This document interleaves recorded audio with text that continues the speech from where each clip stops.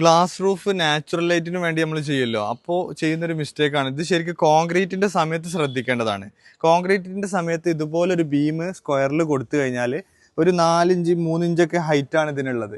ഈ ഹൈറ്റിൽ കൊടുത്തു കഴിഞ്ഞാൽ ഇവിടെ വെള്ളം വരികയാണെങ്കിൽ താഴേക്ക് ഒരിക്കലും ലീക്കേജ് ഉണ്ടാവില്ല. ഈ ഒരു ബീമിൽ തട്ടിയിട്ട് വെള്ളം ഒഴിഞ്ഞു പോകും. അപ്പോൾ ഈ ഒരു കാര്യം നിർബന്ധമായിട്ട് ശ്രദ്ധിക്കണം. രണ്ടാമത്തെ ഒരു ടിപ്സ് എന്ന് പറഞ്ഞാൽ, ഇതേപോലെ ഗ്ലാസ് റൂഫ് നമ്മൾ ചെയ്ത് കഴിഞ്ഞാൽ അതിൻ്റെ എഡ്ജിലൂടെ സി ടൈപ്പോ എൽ ഷേപ്പോ അലുമിനിയത്തിൻ്റെ ചാനൽ, ഈ ഒരു ചാനൽ ഫിക്സ് ചെയ്ത് കഴിഞ്ഞാൽ ഇതിൽ എന്തെങ്കിലും വീണ് സൈഡിൽ നിന്ന് തട്ടുമ്പോഴൊന്നും ഡാമേജ് ആവാനുള്ള സാധ്യത വളരെ കുറവാണ്. ഇത് വെരി ഇമ്പോർട്ടൻ്റ് ആണ്, എല്ലാവരും ശ്രദ്ധിക്കുക. ഇത് ഉപകാരപ്പെടുന്ന ഒരു വീഡിയോ ആണ്.